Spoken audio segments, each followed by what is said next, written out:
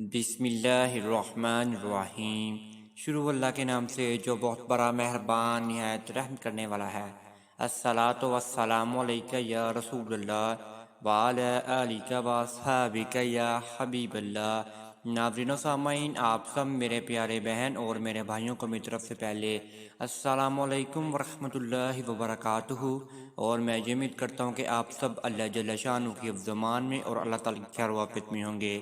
ناظرین و سامعین، آج کا یہ وظیفہ ماہ رمضان المبارک کے بابرکت مہینے میں آپ نے یہ وظیفہ کرنا ہے، اور آپ نے یہ وظیفہ رمضان المبارک کے 3 دن تک کرنا ہے، یعنی کہ آپ نے یہ وظیفہ 17، 18 اور 19 رمضان کو کرنا ہے۔ اگر آپ نے یہ وظیفہ 17، 18 اور 19 رمضان المبارک کو کر لیا تو انشاءاللہ آپ سسرال سے الگ ہو جائیں گے اور ہمیشہ کے لیے اپنے ساس اور سسر سے آپ کو چھٹکارا حاصل ہو جائے گا۔ میری کافی ساری بہنیں میرے سے بہت سارے وظیفے پوچھتی ہیں اور بہت سارے وظیفے کرتی بھی ہیں، جن سے ان کو فائدہ بھی حاصل ہوتا ہے۔ آپ کامنٹس میں جا کر چیک کر سکتے ہیں، چیک آپ کر لیں تو انشاءاللہ ان کو بھی فائدہ حاصل ہوگا اور آپ کو بھی اس سے فائدہ حاصل ہوگا۔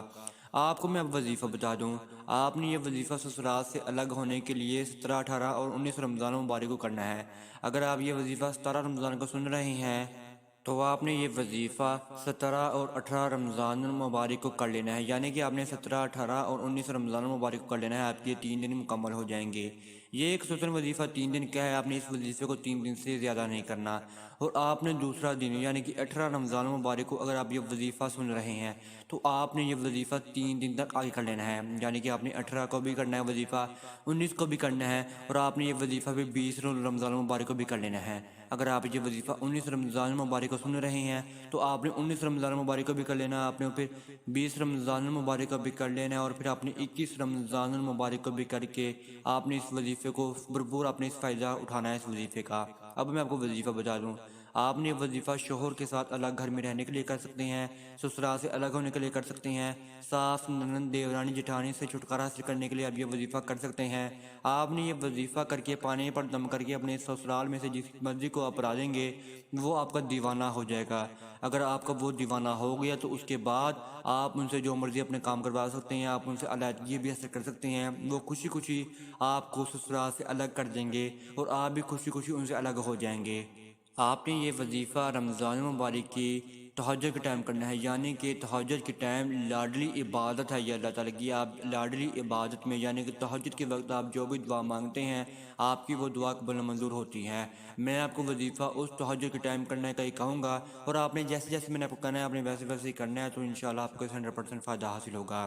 اگر آپ ہمارے چینل پر ابھی نیو آئے ہیں، اگر آپ میری ویڈیو کو پہلی بار دیکھ رہے ہیں، تو اگر آپ میری ویڈیو اچھی لگی آپ کو تو چینل کو سبسکرائب کر دیجئے اور بیل کے آئیکن کو دبا دیجئے، کیونکہ آنے والی ہر ویڈیو کو نوٹیفیکیشن آپ سب میرے پیارے بہن اور میرے بھائیوں کو ملتا رہے۔ اب میں آپ کو وظیفہ بتا دوں، جب آپ نے 17 یا 18 رمضان مبارک کو یہ وظیفہ شروع کرنا ہے تو آپ نے تہجد کی وقت کا ٹائم کرنا ہے، یعنی کہ آپ نے تہجد کا وقت کا آپ نے مقررہ وقت کر لینا ہے، اسی دن آپ نے تینوں دن تک اسی وقت آپ نے یہ وظیفہ کرنا ہے۔ آپ نے یہ وظیفہ اس طریقے سے کرنا ہے، جب آپ نے 2 نوافل ادا کر لے تہجد کے، یا آپ نے 4 نوافل ادا کر لے تہجد کی، آپ نے 6 نوافل ادا کر لے تہجد کے، تو آپ نے نوافل ادا کرنے کے بعد اسی جگہ بیٹھ کر آپ نے یہ وظیفہ شروع کرنا ہے۔ آپ نے وظیفہ اس ترتیب سے پڑھنا ہے کہ آپ کے ارد گرد، آپ کے آس پاس کوئی شخص نہ ہو، صرف اور صرف اللہ تعالیٰ کے اور آپ کے بیچ میں درمیان بات رہے، اور آپ اللہ تعالیٰ سے اپنے زبان سے آپ بیان کریں گے کہ آپ کو کیا مشکلات درپیش ہے۔ اللہ تعالیٰ ویسے ہی شارک سے زیادہ قریب ہے،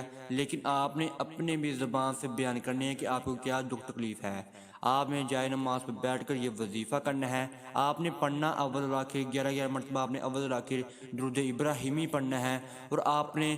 11 مرتبہ سورہ فاتحہ کو پڑھنا ہے، اور 11 باری آپ نے سورہ اخلاص کا ورد کرنا ہے، اور آپ نے 11 باری سورہ لہب کو پڑھنا ہے، جو کہ تینوں سورہ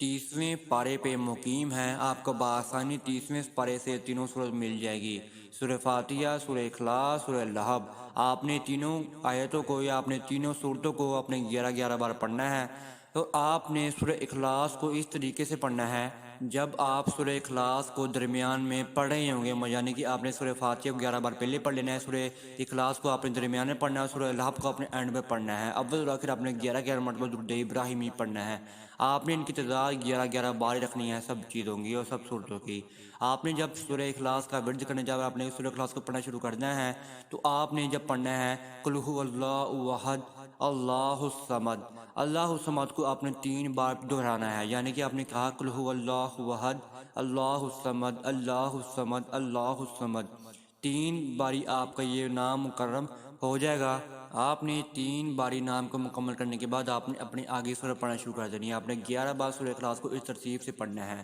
آپ نے یہ وظیفہ رمضان المبارک کی 17، 18، 19 رمضان المبارک کو کرنا ہے۔ میں نے آپ کو پہلے سمجھا دیا ہے کہ آپ نے یہ وظیفہ کس طریقے سے کرنا ہے۔ آپ 18 رمضان کا سن رہے ہیں تو آگے آپ 3 دن تک کر لیا، اگر آپ 19 رمضان المبارک کا سن رہے ہیں تو آپ اگلے 3 دن تک کر لیں، تو انشاءاللہ آپ کو اس 100% فائدہ حاصل ہوگا۔ آپ نے یہ وظیفہ آگے سے آگے ذرا شیئر بھی کرنا ہے، کیونکہ میں دوسری بہنیں جو اپنی لاچار بہنیں اپنے گھر سے مجبور ہو کر کسی اور کے گھر رہ رہی ہیں، وہ بھی شوہر ان کے قبضے میں آ سکیں۔ آپ نے سب وظیفہ کرنے کے بعد آپ نے ایک پانی کا گلاس رکھ لینا ہے اپنے سامنے۔ تینوں دن آپ نے پانی کا گلاس اپنے سامنے رکھنا ہے، اور تینوں دن آپ نے اپنے ساس سسر دیورانی جٹھانی اپنے شوہر کو وہ پانی کا گلاس آپ نے پلانا ہے۔ آپ نے وہ پانی کے گلاس کے اندر آپ نے ایک چٹکی سے بھی کم، یعنی کہ نہ ہونے کے برابر آپ نے نمک لازمی پھینکنا ہے۔ نمک آپ نے ایک گلاس کے اندر پھینک دیا تو آپ نے سورہ الحب، سورہ اخلاص، سورہ فاتحہ اول آخر اپنے 11 مرتبہ درود ابراہیمی پڑھنے کے بعد آپ نے